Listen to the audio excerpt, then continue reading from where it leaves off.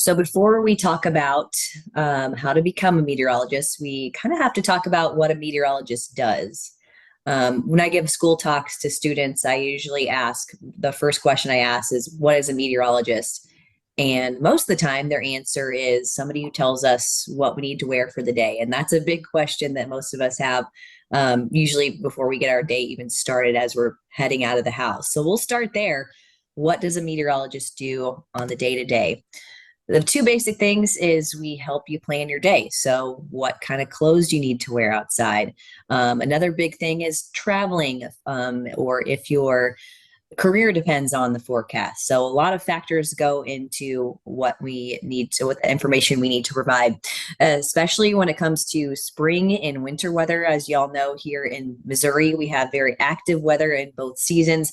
Just about every season, though, we are really affected by the day-to-day weather, but we provide life-saving information to people when we have severe weather or winter weather that could make travel hazardous or even threaten life or property.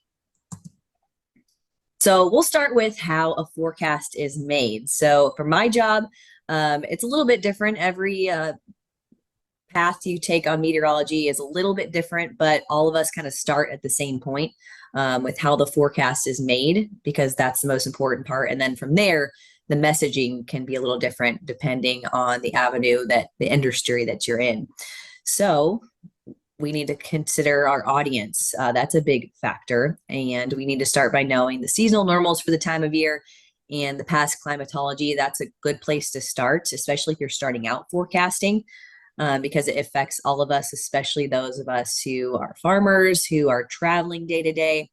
We're looking at persistence. So that just means what's going to change the current weather. So say today is a sunny day, it's 60 degrees. What is going to make tomorrow different? Why wouldn't it be very similar to today? So we're tracking what could be ahead that could change the current weather. And as I mentioned, knowing your audience. So who's going to be affected and how do you need to change your message to tailor it to those who are planning out their day? So we'll start with what's in the forecasting toolbox. Pattern recognition. Has there been a similar setup in the past? This is something we really look at when it comes to forecasting any sort of winter weather event or any severe weather event. We look at similar patterns. So there's data that goes back to the late 1800s, which is great for us. We can look back at patterns of similar setups, especially when it comes to severe weather. We're looking at surface analysis, which is basically high and low pressure, fronts that might be moving in, a change in moisture. So if we have really dry air or if we have a lot of moist air moving in from the Gulf of Mexico, that can make or break our forecast as well. Another big thing that we look at is weather balloon soundings, which is just weather balloons that are launched into the atmosphere twice a day, and they feed in all of our weather models that you might see us talk about on TV and to give us the forecast up to 10 days out. We'll talk a little bit more about weather balloons here in a minute.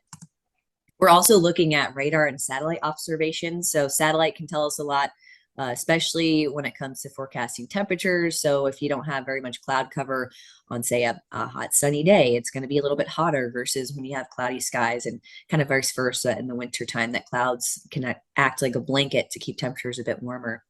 We're looking at radar, especially when it comes to short-term forecasting. We're looking at what's heading our way, say a couple hundred miles away. And something that's really important for us as far as broadcast meteorology, we're looking at our weather camera network.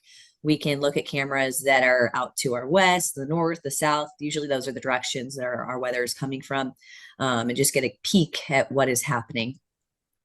And something else that's really important that you might even be able to help us out with is spotter reports. So the National Weather Service trains people every season to become weather spotters, trained weather spotters. And they go over how to measure snowfall, how to measure rain, how to make safe severe weather reports. And all of those spotter reports really help us, especially when it comes to a life-threatening event. So say we have tornado warnings. It's great to know if that tornado is actually on the ground, or if the radar is indicating hail, what size is the hail, what's actually falling in your neighborhood. The second thing we're looking at is, or at least one of the things we're looking at before we make our forecast, is the upper air pattern. So what you're seeing on the screen here is a jet stream chart, and this was taken a couple weeks ago, actually, when we had what was called a blocking pattern. It just shows the jet stream was really well to our north. So we had some very warm air and dry weather. So this is just one thing that'll tell us, are we going to have higher low pressure coming our way, which direction the winds are coming from. So that can tell us if we're going to have warmer than average air or a big cool down coming our way. The jet stream really funnels in all the different types of weather we have.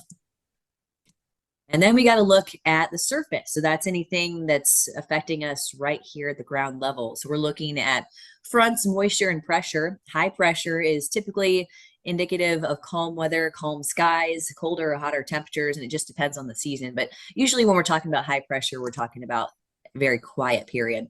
Low pressure is what makes our jobs interesting. That's when we have active or disruptive weather, such as rain, snow, storms, or wind events. So that really drives our changes in weather. And then even more on a smaller scale, we have cold and warm fronts attached to those low pressure systems. Those can bring temperature changes, clouds, precipitation, and they can force up storms or rain or winter events. And then something else we also look at specifically when we're forecasting the potential for flooding, or we have the potential for severe weather. This can enhance the moisture.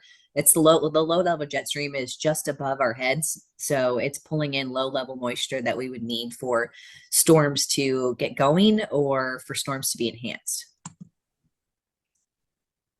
So here's an example of one of those surface level maps. So you can kind of see in Missouri, just specifically, let's see when I took this. Well, this is an old photo. So this is probably from a year ago, but a similar setup from this time of year, early spring, just showing high pressure. And you can see the numbers on the map. The red is the air temperature. The green is the dew point. So you can see over Missouri on that day, it was pretty dry, just because you have that big spread between that temperature and the dew point. That's indicating some dry air. So, and as you'll see the H, that's indicating high pressure. So we're not seeing, this was probably a pretty sunny day, temperatures in the 40s, pretty typical for that point in March.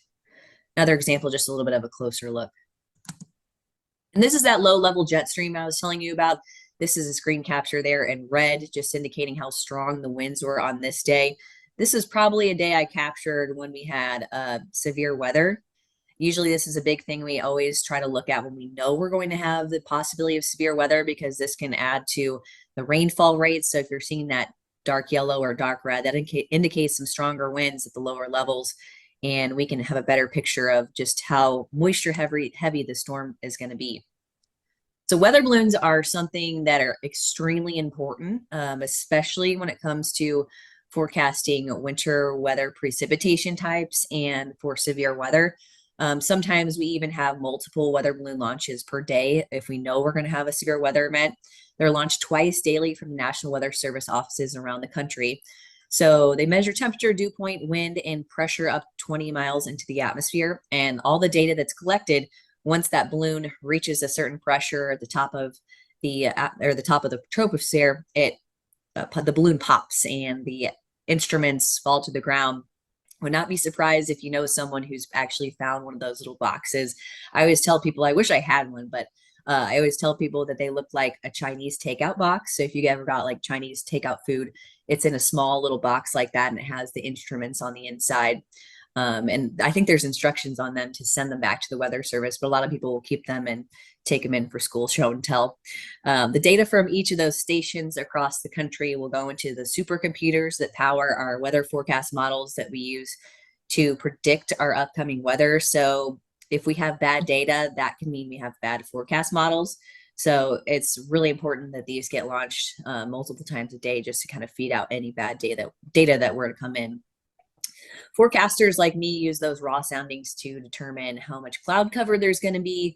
We look at instability and wind shear, as well as winter precipitation types. That's extremely important. These weather balloon soundings are really important for winter weather forecasting, just because we can look at the temperatures and the dew points all the way up through the lower and middle levels of the atmosphere, which can kind of make or break your precipitation type forecast. So just by looking at those, we can look at the little differences in maybe a small temperature difference just above the ground that could change snow to sleet. So it's really important to us, and it's something we look at mainly in the winter, but we also look at it during severe weather.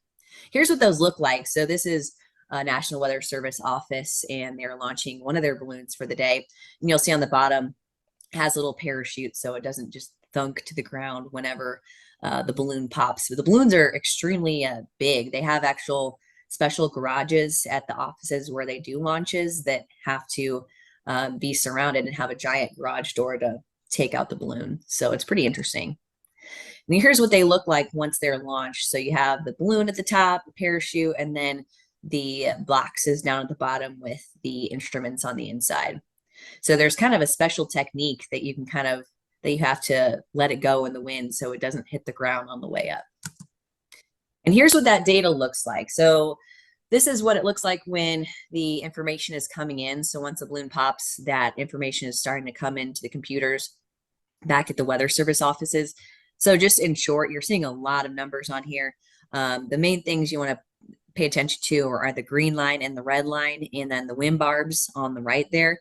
That's indicating the wind shear. So on this particular sounding, we've got winds that are pretty high in the low levels of the atmosphere, but this is telling me we have potential of maybe some rain or even just some cloud cover in the low levels, just because we have saturation, which just means those lines are close together there from about 500 millibars and below. So a lot of technical talk there, but this is something we use on a daily basis.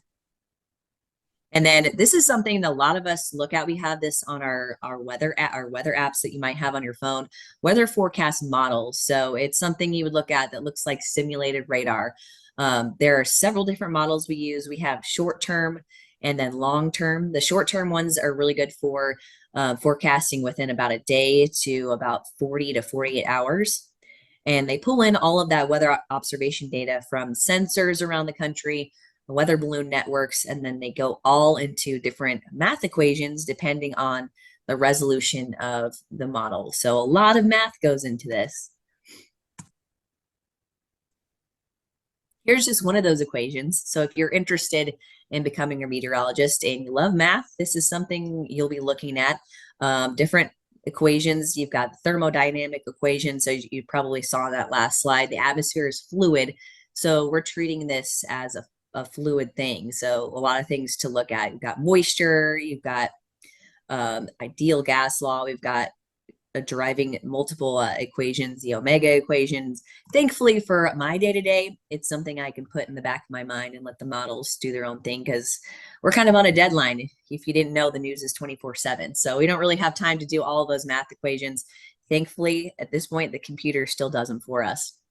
So now we get to delivering the forecast. After we have our forecast made, we have to figure out what the storyline is. So what is the newest information and the most important, what's happening right now? So say there might be something on the radar. So we've got rain or snow moving in. That's what we want to show. And then what's coming our way. We try not to share too much old information and get to what people need to know. It's very important to be clear and understandable. So that goes into how you're delivering the forecast and your graphics to support it. So you want to relate to who you're talking to. We've got a wide range of people in our audience, of course. We've got people who go to school, people with kids, people who travel, farmers, a lot of folks that are impacted by the weather, especially for their jobs on a day-to-day basis.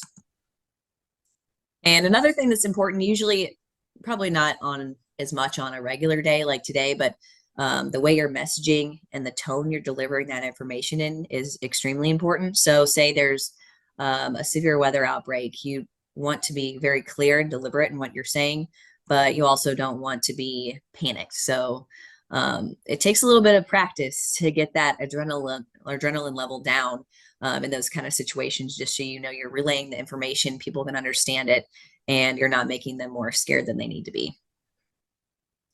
You're also looking at what other events, so say something were happening and you have big events, those would be priority as far as delivering your forecast. So say you've got the first day of school and you have a extremely hot day, you got to think about what is important to get out there. So say you're talking about the heat index before you get to your next big thing in the forecast. So now I want to talk about kind of the day and the life of a broadcast meteorologist. So I'll start with my day. We have a team of 5 meteorologists at our TV station. We have 4 full-time meteorologists, and then we have a Mizzou student who does our Saturday evenings, and he kind of helps us out in the summer as well. But usually we have 3 meteorologists in the building over the entire day. So there's really only a gap of probably 2-3 hours where there's no meteorologist in the office unless there's bad weather. If there's bad weather, there's usually someone there at all times. The shifts are morning, afternoon, and evening. So our morning meteorologist usually comes in around 2 o'clock. We have a midday meteorologist who comes in around 9:30. And then I'm usually in for the evening. So my day usually starts somewhere between 1:30 and 2 o'clock. And then I'm out the door unless we have severe weather by around 11 o'clock in the evening. So whenever there's severe weather, you probably find most of us in there, and it scares a lot of our newsroom when we have big meetings or something, or just a regular meeting and they see all of us at the same time. It's pretty funny. So I'll kind of break down my day here. So as I mentioned, I come in between 1:30 and 2 o'clock. We usually have 2 meetings per day with the entire newsroom. So one's in the morning and then one is in the afternoon at 2 o'clock. And I'll brief them on the forecast for the day, if there's any changes, if weather needs to be at the top of the newscast, and if I need extra time. So sometimes I'll ask for an extra 30 seconds or so just so I can get through the forecast or get through talking about the radar, just because we're going to have active weather. Usually I get about an hour and a half or so to do my forecasting. Sometimes it doesn't take that long. And there's other days where I even need more time than that just because it's a tricky forecast. So it's everything that I talked about before, looking at the data, looking at the maps, the models. And then from there, we do a lot of recordings. So I'm sure some of the stations in Kansas City do this too. So they'll have a little tease of what's coming up next on the newscast. So say coming up at 5, we're talking about storms in the forecast. So it's maybe 15-30 seconds. We record those for the upcoming newscast in the early evening. And then by 4 o'clock, I'm recording the forecast for the radio. I'm publishing all of our online forecasts and social media forecasts. And then from there, I spend the rest of my time up until our 5 o'clock newscast creating the graphics. If you've ever seen something like this, the PowerPoint presentation, I kind of like to tell people it's comparable to that. So we're making all of our own graphics. So everything you see on TV is something we made. Some of it has automated data. So like the current temperatures, I'm not plotting all those all the time, but anything you're seeing that moves or is talking about anything coming our way, that's usually something we're creating all by hand. And that's kind of what that looks like. This is a screenshot of what my computer looks like on a day-to-day basis. I've got all kinds of folders of graphics that I can use and tweak and make to look my own. So all of us, we are pretty good about staying on the forecast to where we don't have too many big changes from shift to shift, but everybody kind of has their own style of how they want their show to look. And for me, most of us use one of these, our forecast sheet. We put down our forecast, jot down any thoughts we might have, and then leave it for the next meteorologist so they can kind of see where we left off, so we're not making any huge changes. So say the next day there's a front coming in that we weren't sure on the timing, it's coming in a little bit sooner, they can tweak the forecast to where it's not a huge dramatic change from 12 hours before. So we try to stay on the same track and kind of make our forecast smooth from morning to night. So from there, got all the work done, all the recordings done, and then this is kind of the easy part of the day when all the back end work is done. The newscast starts, and we have multiple newscasts for the day, for the evening anyway. We have 3 weather hits and 1 tease per show. So I'm probably doing about 6 minutes total of weather every half hour. And then after that, we've got recordings for our sub channels and for our website, all kinds of recordings that we do every day. We've got another newscast that's for an hour from 6 to 7. And then we record more of those teases for the 9 and 10 o'clock shows.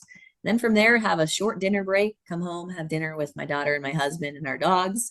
And then I'm back after that for another hour and a half of news on both of our channels. And then we send our forecast update to the next meteorologist. So I'll leave some notes on things I might have changed in the forecast or things that I might have seen that look a little bit different on the models than they did earlier in the afternoon. We send those from shift to shift just to keep that cohesiveness so our forecasts look similar from day to day. This is a picture of our studio. That's one of our anchors there sitting at the news desk. So what you're watching on TV probably looks a lot bigger on TV. It's smaller in person. We've got 4 different cameras, and then we've got the anchor desk right there. And then this is from taken from inside our weather center. We have 2 workstations, which is nice. So we can have 2 meteorologists working at the same time, and we're not interfering on each other. So we've got our green screen there, and then both of our workstations, the camera point of view is pointing at one of those, and the other one is behind it. So from there, I want to talk about how I became a broadcast meteorologist. From when I was a little kid, I was terrified of storms, but I was also really interested. So I was that kid who had all the tornado books from the book fair. I love the movie Twister when it came out. It's probably a little too young to be watching it that young, but I loved it. But at the same time, I really wanted to learn more about weather and how it worked, just so I would know and be a little less scared. So by the time I got into high school, I knew I'd want to study meteorology. I just wasn't exactly sure what path I wanted to take. At the time when I entered college, I thought I was going to work for the National Weather Service. And at the time I graduated, there weren't that many openings. So I had to pivot. So by the time I declared my meteorology major as a freshman, I had a couple internships. And each were a little bit different, which I would really suggest anybody looking into. It doesn't even have to be meteorology, but any career path to try to look at different angles of their industry. It really widened my view of everything that you can do within the meteorology career. So I had an internship at the National Weather Service in Lincoln, Illinois, my junior year, and that was really neat. I got to sit alongside all the meteorologists on the afternoon shift. So I even got to be there on a couple days where there was severe weather and help out taking phone calls, record things for the weather radio. So if you have one of those, I helped out recording some of the forecasts when I was there and taking spotter reports. So it was a really neat environment to be in. And it was really important for me just to see how they operate, because we work so closely with them on a day-to-day basis. So they partner with us to help get their messages out, especially during severe weather. We're their number one outlet to, broadcast those tornado warnings, the severe thunderstorm warnings. Another thing I did my junior year going into senior was doing a storm chasing trip. If any one of you remember the Joplin tornado outbreak, our trip left about 3 days after that. So it had been a super active spring. We had a huge outbreak of tornadoes in Alabama in April, the April before that, and then May was pretty active too. And by the time we went out on our scheduled trip, it was pretty dull. We really got to see some neat storms, but we did not see any tornadoes. And we were out for about 8 days. We were in 10 states in 8 days and saw some neat storms, but didn't have anything that touched down, which was kind of unfortunate for us, but good for the region because we were recovering in a lot of those states. And then my senior year, I was a secretary on our AMS club, so the American Meteorological Society. I was on the board for that. And then for my last year, I did a forecasting internship. So we had actually a staff meteorologist at the university, and I assisted him in putting out forecasts for a semester, which was interesting. It really taught me a lot in how to create a forecast back then. So from there, I graduated in 2012 with my bachelor's in meteorology, and I still wasn't exactly sure what I was going to do just because the job market back then was a little bit tough. I'm going to mute for a second. I've got a cold and I need to cough really quick.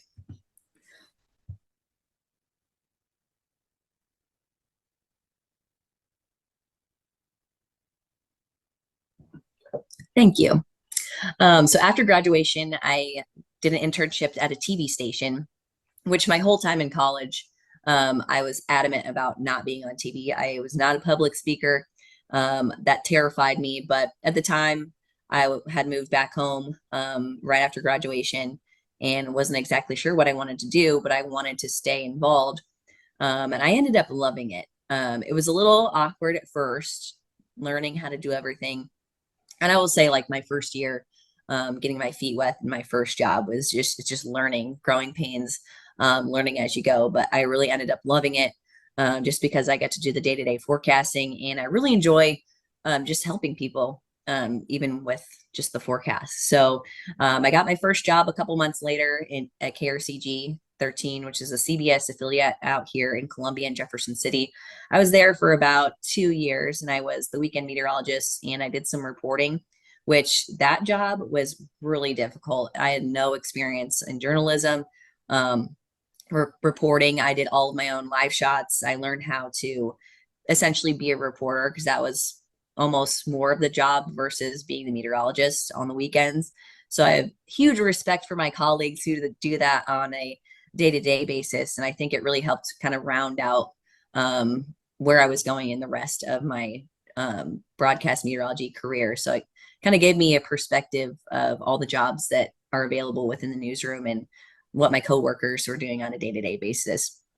From there, I got my second job where I'm actually at now at KMIZ. I was the digital content director, and then I was our midday meteorologist. So I got to do weather every day, and that was a huge plus for me. And that was a big reason why I made the jump over from the CBS affiliate to where I am now at the ABC. And then from there, you'll see on the chart here, I got my AMS CBM. It's called the Certified Broadcast Meteorologist designation. And there's probably a few hundred right now that are active across the country. So it's just, you might see it on some of the meteorologists there in Kansas City. It's a little seal that pops up on TV just to show that meteorologist has their degree. They had to take a rigorous test testing their meteorology knowledge. And you also have to submit samples of your work. So it's a board of the American Meteorological Society, and they kind of grade your work just to see how effective you are at delivering information. So I earned that back in 2015. And then from there, I took my next job over in St. Louis. So I went from KMIZ to KSDK in St. Louis, where I was the weekend morning meteorologist. I ended up working a lot on the morning shift. So I ended up doing a lot of traffic reporting in the morning, weather reporting, which was really fun. So I got to be out in a lot of the snowstorms, did a lot of flooding coverage. I got to do quite a bit when I was there. And then I also got to do a lot of school visits. So I got to do at least 75 different school visits between Illinois and Missouri in my 3 years there. So that was a huge highlight for me. And I wish I had the time that I had then to do as many as I did. But I really loved talking to kids about weather safety. And of course, all little kids want to know about tornadoes. So we talked a lot about that and had a really good time doing that. When my time was up in St. Louis in 2019, my current boss, my general manager, called me and told me the chief meteorologist here was leaving, which I was shocked by, and that he was wondering what my status was. And I was super interested and wanted to come back. And I've been here ever since. So I've really been enjoying learning, growing as a leader of our team and watching my team grow as a chief meteorologist. There's, of course, the responsibilities that come with it, but I have definitely enjoyed it. And I was envisioning myself coming back if this opportunity ever came open, and it did just sooner than I thought. So been back here for about 5 years and planning to stick around for a while. There we go. Just showing some of my photos here. You'll see some of the older ones. It's hard to believe that time flies by so quickly, but got to do a lot here over the last, I guess, 12 years now that I've been doing this. A couple pictures in here. The one in the top center where you're seeing the heat index, that was from my internship right out of college. In St. Louis, I got some cool opportunities. I got to do weather day with the Cardinals with our team. We invited area schools out, and there's usually about 5,000 kids that would show up with their teachers and parents, and we put on a weather program with the Science Center. You'll see Fred Bird there holding the weather balloon, which is pretty neat. And then my favorite picture on here, of course, is the one with my daughter. Got to bring her in right after she was born and visit the station. So if you're considering this as a career path, some things to consider in high school. If you really like math, try to get a head start just because you're going to be doing a lot of it in college. And by junior or senior year, it can get pretty grueling because of the physics classes that you'll have to do as a meteorologist are math-based. So a lot of the higher level meteorology is actually physics and math based. So you're doing it in a lot of different classes. So if you can get a head start, even in pre-calculus or first year calculus in high school, get those done. It'll save you some headaches in college. So physics, I just mentioned that. Just being familiar with the major themes will help you out. You probably still have to take college physics um, because there are 2 sections that are required. And just another thing, I feel like every major preaches this, but writing and communication, if you were interested in broadcast meteorology, you got to know how to communicate effectively. And writing now too, just because everything is digital, you want to be able to write clearly and effectively. And outside of broadcast meteorology, there are so many different options. There's kind of some things I would even consider exploring in the future, but some of the main ones are the National Weather Service. Of course, you'll see that in the bottom corner of your screen there with all of the, looks like they're looking at a tropical system there at the Weather Service, and looks like that might be in South Florida, actually. The military, so the Air Force has meteorologists even on base. So if you're interested in the military, you could take a weather path. And a lot of times folks who are in one of the branches of the military will come back and join the National Weather Service. That was a big in, even when I graduated. If you had military service, you got preference over others who didn't. Aviation is a big one. So you've got all the different airlines. They have their own team of meteorologists that are analyzing everything, of course, because travel is super important. Shipping companies, transportation, basically all the large companies that would rely on weather forecasts would have a meteorologist. You've got private sector, so you've got ski resorts, national parks, private snow removal companies, sports teams, event venues usually even have freelance meteorologists. So I have had friends who would forecast for, say a concert or a music festival or something. So some advice I guess I can give to some of the high school students in here is apply for every scholarship that you can. You'd be surprised on how many you get accepted for just by applying, because not everyone really thinks about it. Explore things that you might be interested in. So not necessarily, oh, this is exactly what I want to do. Try to get a wide variety if you're not exactly sure what path you want to take. So that would be different types of internships. And then another thing is, I'm sure that there are a lot of places that will have networking events. So within the AMS, the American Meteorological Society, they have what's called a weather band. You can join that, and you learn about different events that are being put on by different areas of the National Weather Service. They'll put on events for the public if you're interested. Attend events hosted by the School of Meteorology in the college that you're interested in. Job shadowing. A lot of places will allow you to just come in for the day. TV stations for sure will do that. The Weather Service, if you give them a heads up, they definitely accept job shadows. So those can be really neat too, just to give you an insight in what you might want to do.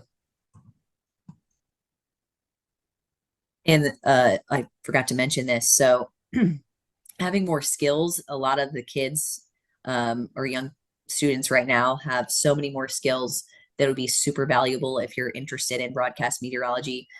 Social media is huge. Digital is catching up to TV. If you have experience video editing on social media, creating videos, that is super valuable. Being able to do those effectively, quickly, and make them look clean is super valuable to any broadcasting company.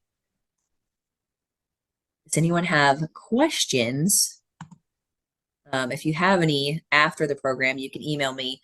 My email's up on the screen. Also wanted to mention the National Weather Service has a lot of their spotter meetings scheduled already.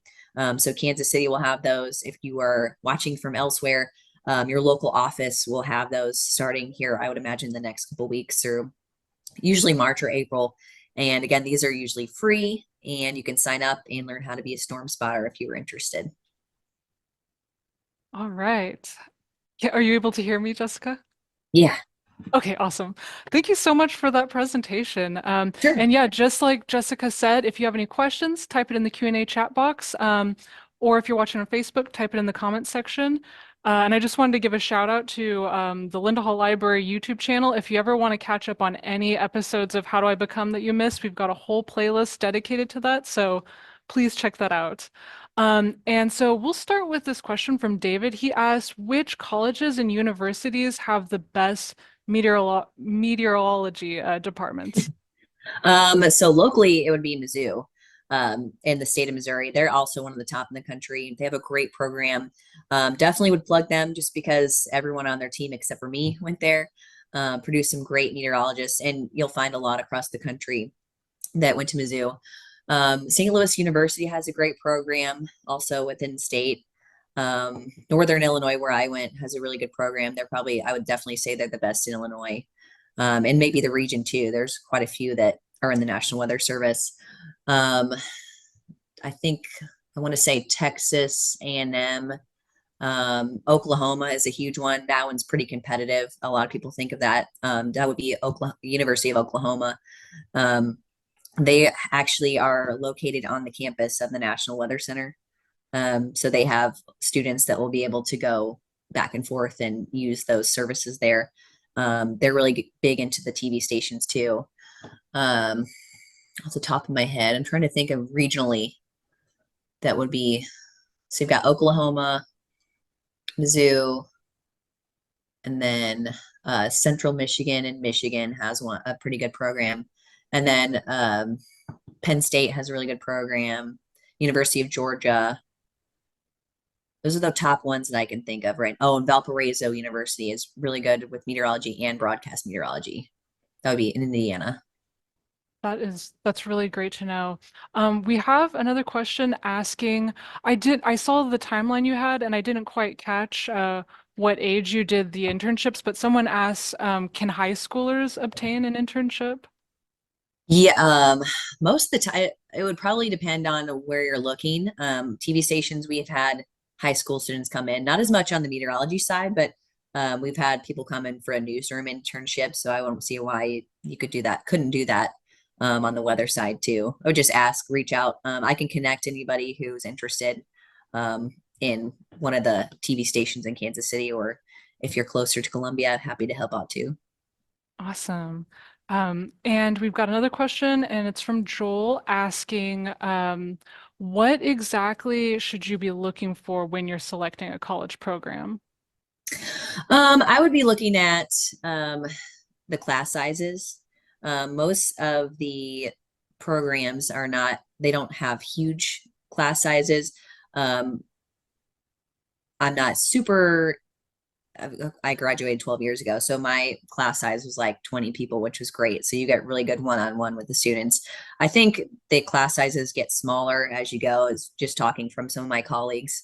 They ended up with like 15 to 20 in their class. So class size, class offerings, and the ability to take those classes more than one time a year. So kind of where you can run into an issue is if you're not on the right, if you can't get your math in tune with your meteorology at the same time, because if you have you might end up going to school longer if they overlap. So if the meteorology classes are open more than one time a year, that's a plus, just so you don't have to worry about getting your math exactly timed up with that. And then extracurriculars. So if they have a student run group, any sort of student run groups that you can get into, career, young professional type groups, just that are industry related, or if they're taking a lot of different types of field trips where you can get experience within the field. So student run groups, yeah. Awesome. We've got another question asking, with the computer handling the computations for you, is there still a benefit in your job to understanding those equations? Yeah. So the biggest thing when we're using computer models is knowing if they're wrong, knowing ahead of time if they're wrong before we're sharing that information. A lot of that comes down to just watching what's happening every day and just making comparisons. So, and another big thing is, I've been in Missouri for 12 years now, so I kind of know that what the patterns are like and where there's certain bias in models at different times of the year. So you can kind of take that into account. So if we know something looks off, we can kind of deduce that the data is bad that's going into that particular model run. We're getting multiple model runs a day. So if one looks really off, we know there might be some sort of bias there. I wouldn't say that we are using those on a day-to-day basis in broadcast meteorology, but those who are working on the supercomputers and the models, the Weather Service or NOAA are looking at those on more of a consistent basis. I wouldn't say day to day. I see. And along those lines, is there ever a disagreement about the forecast amongst you guys over there? Honestly, not very often. We're usually pretty on par with each other. I would say there's more collaboration. So we're saying what we're seeing to each other. A lot of times before there's some big event, we have a group chat going that we'll just kind of bounce each other's thoughts of before we decide to make a call on, hey, we need to make this a bigger event than we were before. So I would say there's probably more collaboration than disagreement, and which is good. You want to have everybody kind of on the same page. Sure. And does that translate to your daily work in that you're working as a team a lot as opposed to working by yourself? So it's kind of both. So we're working on our own just because each of us have to cover a different shift. But we're in pretty much constant communication. So as I mentioned in the presentation, I'll leave a note of things I change in the forecast or say things, hey, we might need to do this, take the temperature up or down or remove the rain chance for this day. And I'll leave it up to the next meteorologist to make that call. So there's a level of trust there too. But we're all pretty much in contact every day. Wow. It's good to know. Do you think it'd be all right if we stop sharing screen just so we can Sure. get ourselves closer? There we go. Thank you. Yep. And we've got another question asking just how competitive is this field? Um, I would say it's not as competitive as it used to be. So right when I got out of school, it was tough to find openings right away. Even when I started looking before I was graduating, I would say there's more variety just because there's a lot of places that are interested in having a meteorologist consult for them. I would say as an industry, there's probably a little less competition as far as the larger TV markets or the larger cities are now becoming a little more open to hiring those with a little less experience, as long as they can prove that, they know what they're doing and can message effectively. So I would say younger folks are getting into some of the larger cities in the broadcast sector. That's very promising. What would you say is the minimum amount of experience someone needs to get into this field? Is a degree absolutely necessary?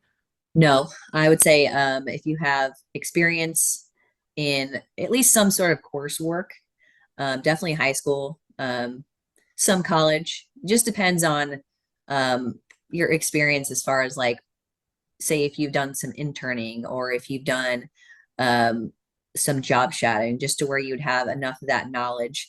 I would say even for broadcast meteorology, there's plenty of us out there that aren't actual degreed meteorologists. There's programs out there just because the math can be super daunting.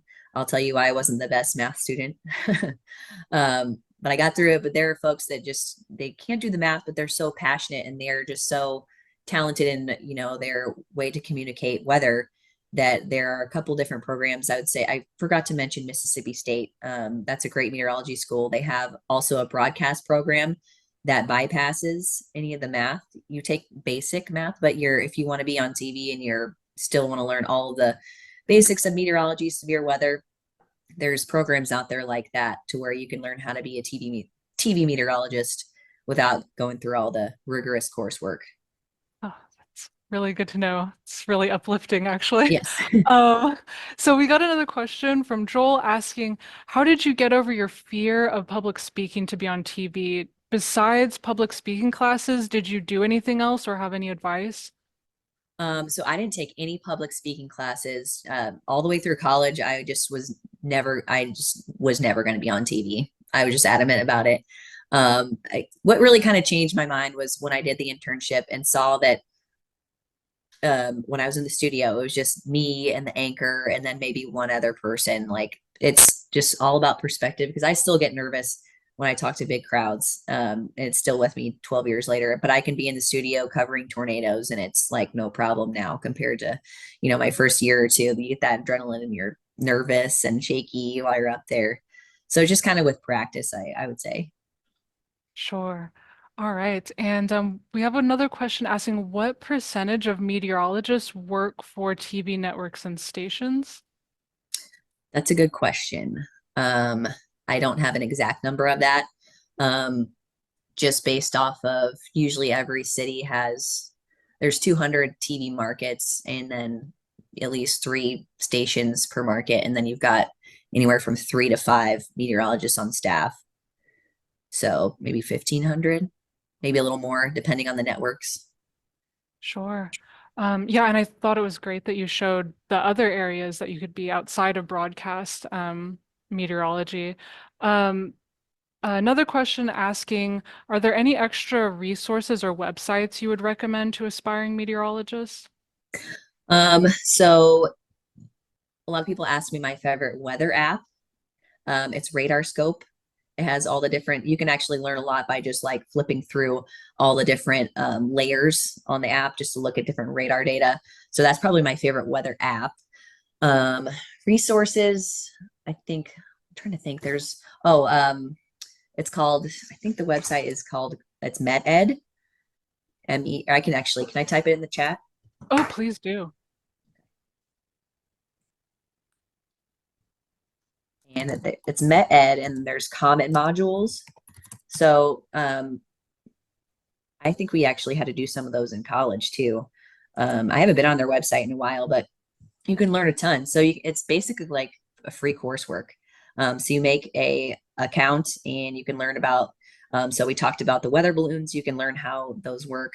There's all kinds of different topics within the meteorology. So if you're interested or had a high school student interested, I would definitely suggest those. So very cool. Uh, Another question asking, what is the job interview process like? How do you prepare for something like that? So it's probably a little bit different in the broadcast world versus a typical job interview.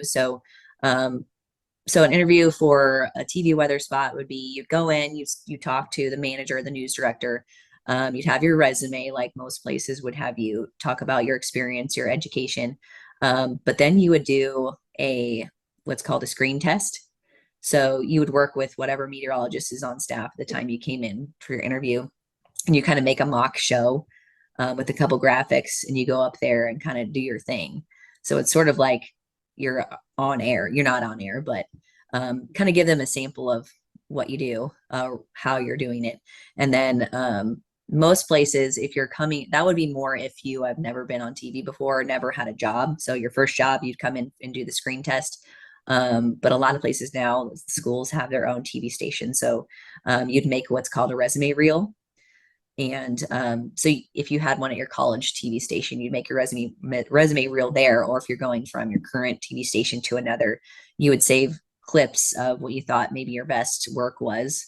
Maybe 5 minutes or so would just have clips of your best work, and you would send that to the news director, and they could look over that.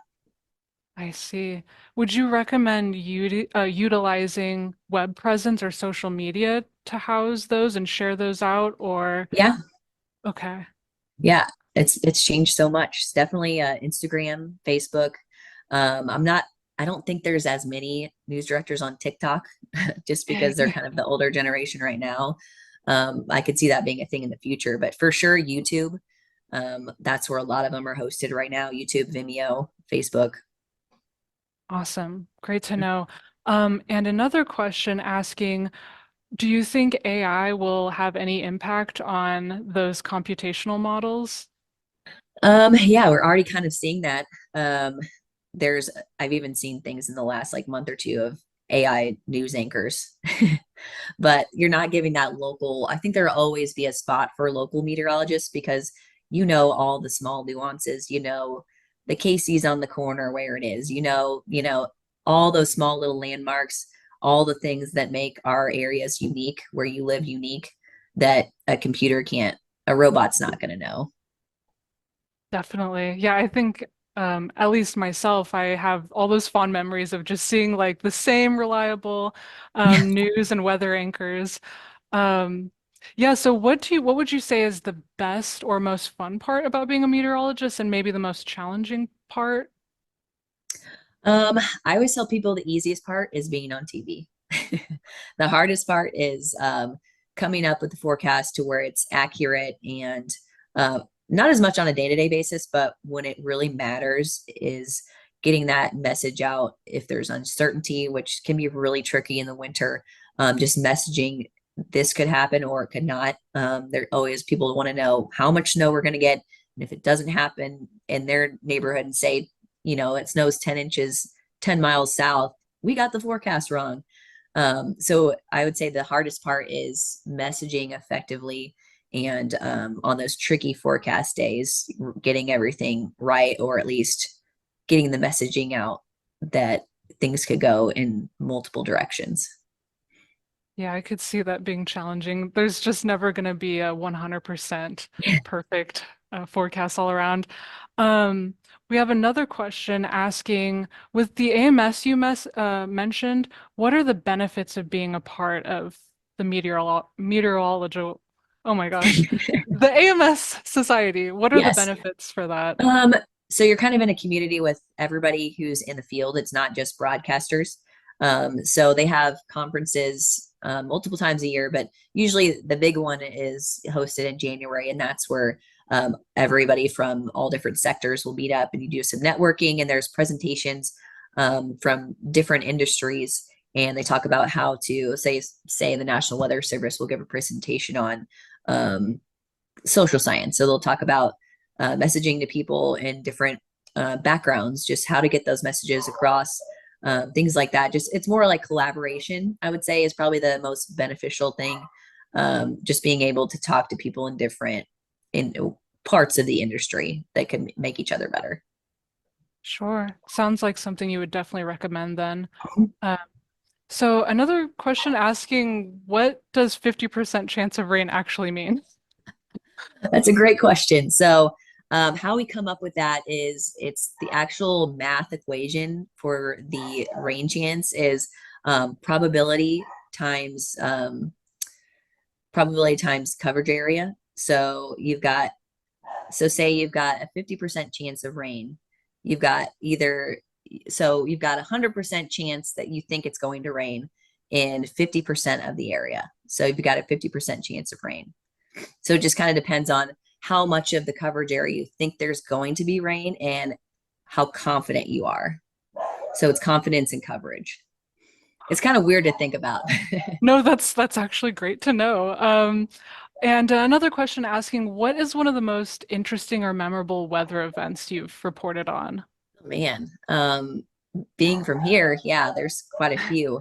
I would say just top of mind, probably my first winter in Missouri, we had 3 10-inch snowfalls within a month. So that was interesting. The fall or the winter of 2013, we had 3 different snow events. And then a couple years ago, we had, I think, I'm not sure how much Kansas City got, but we got almost 20 inches of snow within like 48 hours. So Oh that my was gosh, interesting. that's pretty memorable. Yeah.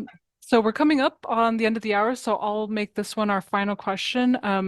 What is an ideal day of Missouri weather for you?